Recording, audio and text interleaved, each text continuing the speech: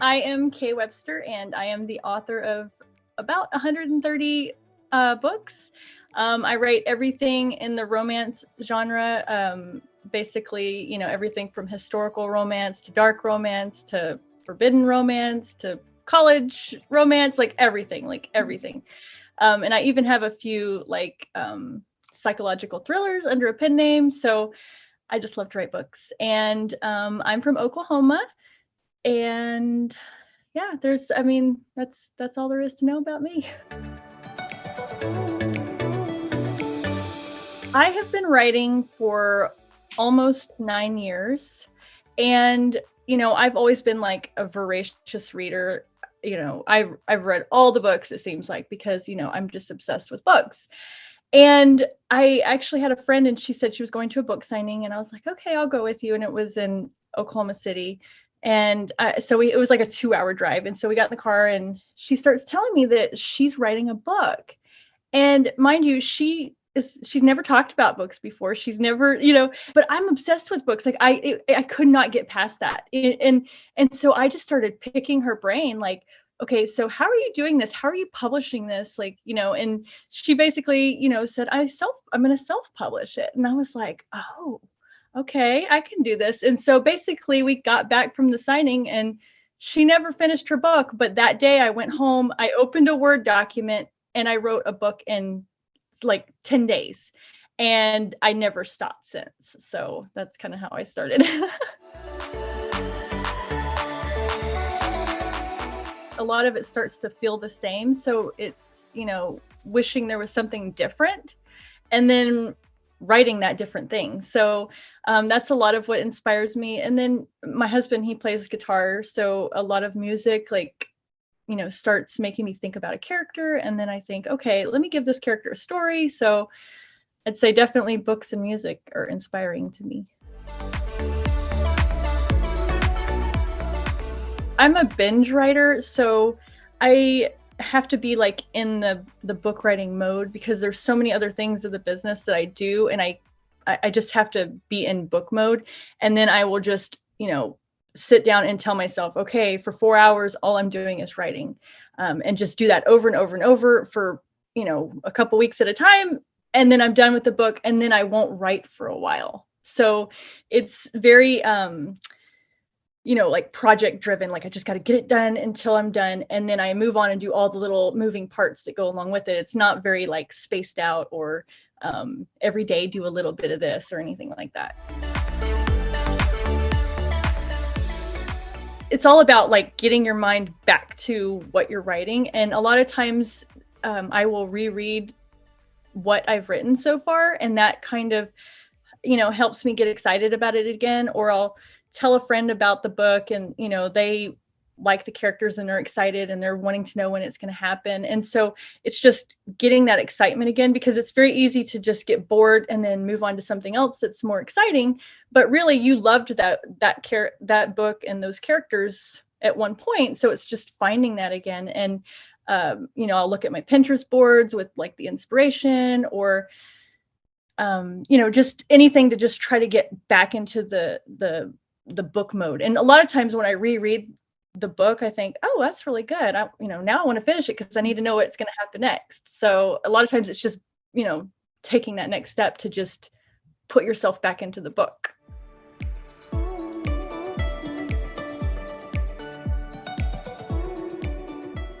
Last time I counted, there was around 130, but there's a lot. To me, I try to make sure that I'm constantly putting something out there.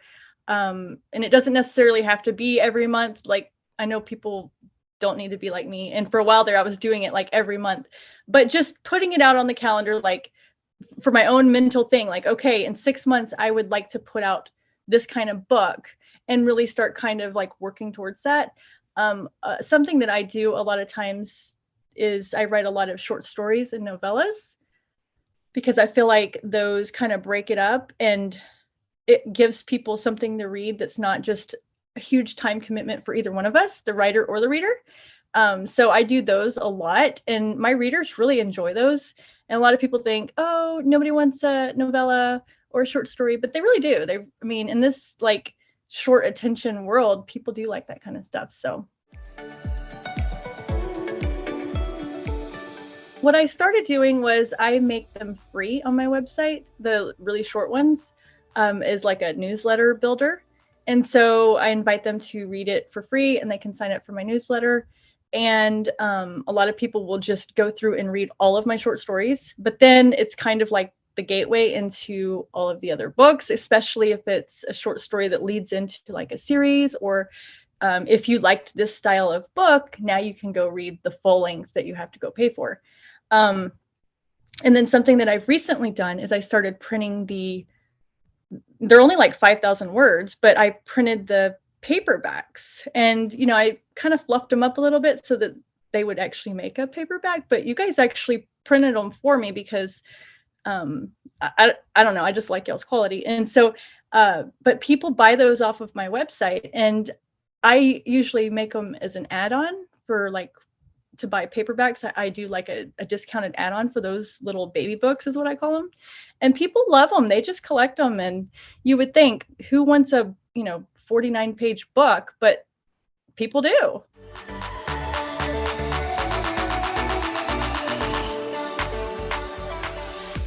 Obviously, the landscape has changed a whole lot, like from 9 years ago. But for me personally, I always thought, the best way to get new readers is to give them a book. And so a lot of times, like any kind of, like a friend would have a release party, and I would, help them out and then do a giveaway of one of my free books. And I got so many new readers because, I'm just giving away this one thing, but then, then they read that book and then go and get more books, or even if it's just recognition of me as an author. So they, oh, I got that free book, even if I didn't read it, but now like I remembered her, and so it's just doing stuff to make people remember you and putting yourself out there. And now it's not so much those takeovers for new releases that are the thing, but a lot of times it's like just social media in general, like TikTok and stuff like that. And it's just being consistently, present and saying, remember me, I write books, and oh, remember I have like all these freebies over on my website, and people were like, okay, well that's not going to cost me anything, and I can test her out, and then then they get hooked.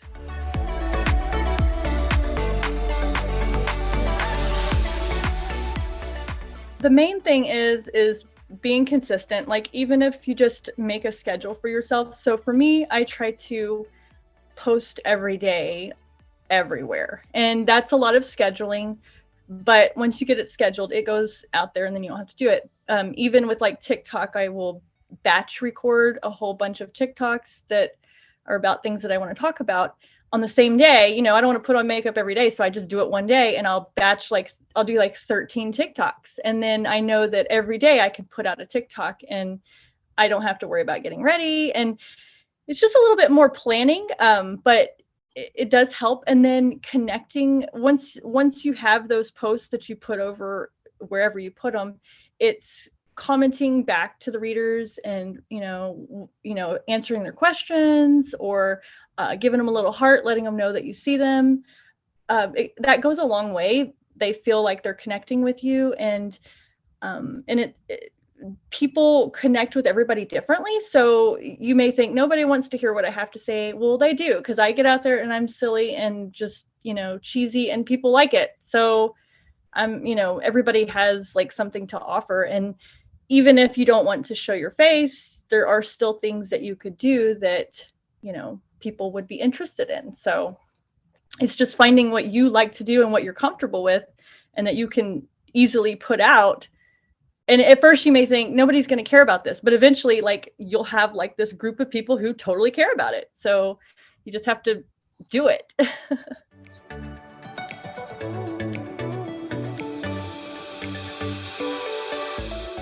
It's connecting like with other authors and doing like anthologies, because with everybody's collective efforts, you can get more books out into the hands of other people. And so for me, I did a lot of those types of things in the beginning, because I was like, okay, people know me for dark romance, but maybe I want to be known for contemporary romance. So I'll write a novella for this anthology that's a contemporary romance novella, and then those readers, and so it was just basically about trying all the different things and seeing what works, and then really just putting forth all of your effort, to share and put it out there and connect with all the other audiences, to really kind of make that happen. And so now it's like, once you build that kind of foundation, it's easier later on down the road when you put out new books, because people are like, oh yeah, I remember, I saw her all over when this thing happened or whatever. So I don't do like, advertising and like, I don't do all that. Like, all of my stuff's like organic. So it's very, I hit the pavement and talk to the people, and, online obviously, but it's a lot of, legwork as far as that goes. But and then also with like newsletters, you would be surprised how many people you can reach and who want to know about your stuff and will buy your stuff, by doing your newsletters too. So.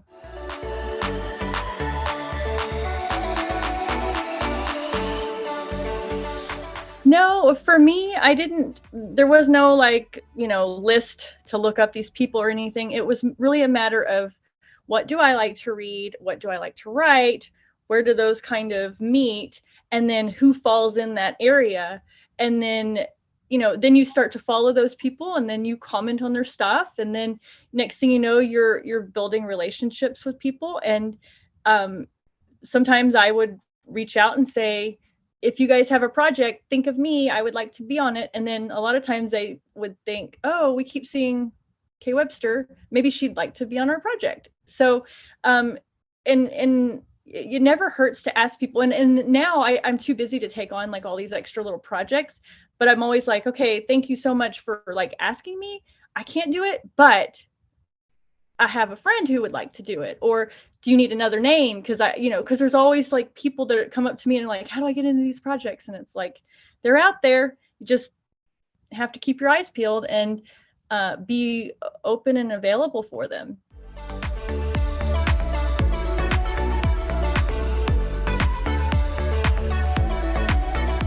If it's really like narrowed down, then you just have to be prepared that, like whenever I write, something that's really taboo, that's not going to be like Amazon safe, I go in knowing, okay, well, I'm not going to make as much money because it's for this little tiny group of people. So like, just know that going in, that it's just for this little nugget of people, and that's fine.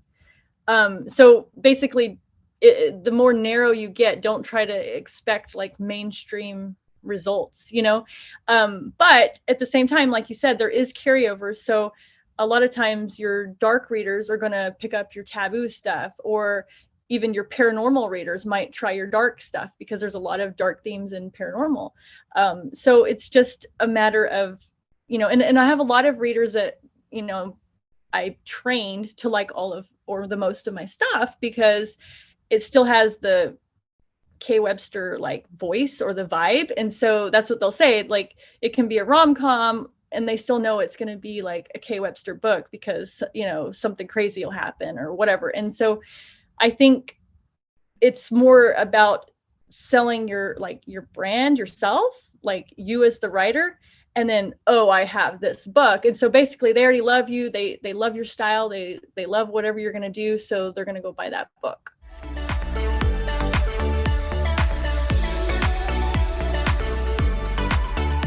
It's actually the same answer for both. The most difficult thing is that you have to do all the things.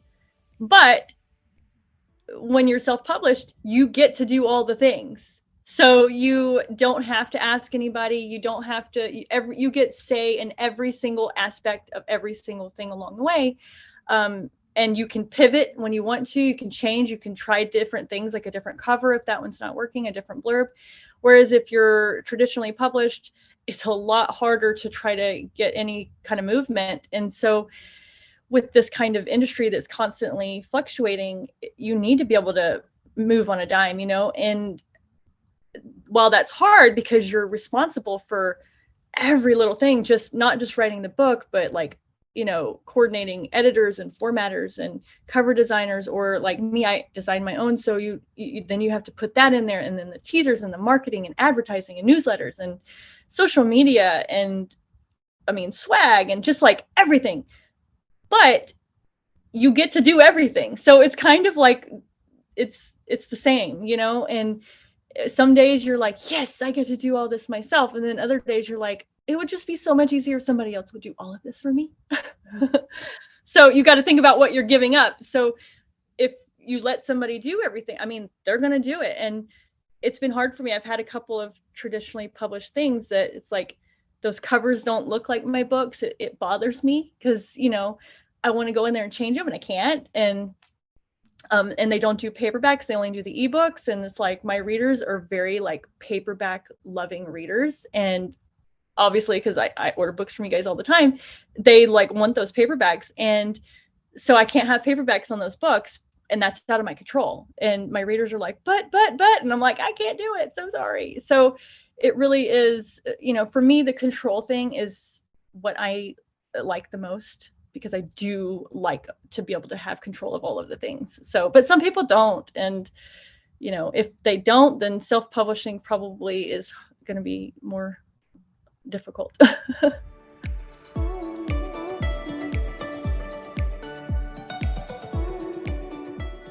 Well, I do most of my covers unless I'm in a project or something and they have their own cover designer, but like all the ones I send over to you guys, I do all those.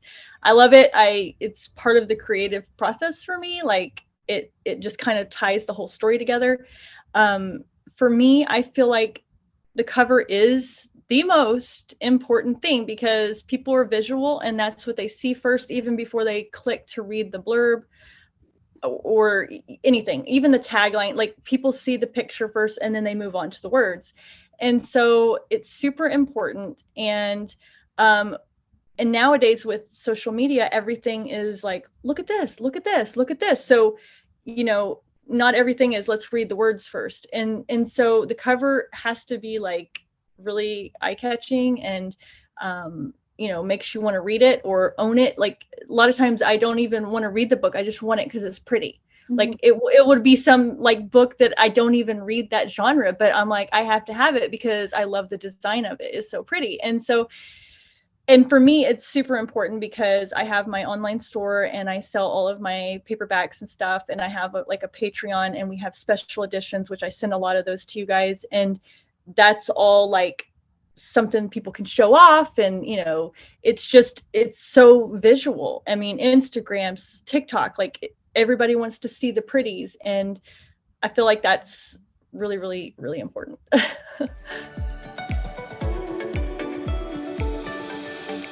I love it when people reach out to me and say, I read your book. It was so, like it just made me so happy, or I cried, or it touched me in some way. A lot of my stories have like psychological elements and they're kind of real life and people can relate to those things. And then, so seeing, getting that feedback, and then even like on social media, like TikToks, when people will do like TikToks about how much they loved your book or how, it's just, it makes you smile. And then you go to like the book conventions and the book signings, and it's like, then you see them in real life and they're like, oh my gosh, I read this book. I loved it so much. And now I have all your books and I get to meet you. This is so exciting. And it's just very, I don't know, it just kind of like fills your cup, it makes it worth all of that hard work to know that there's people that absolutely love your books.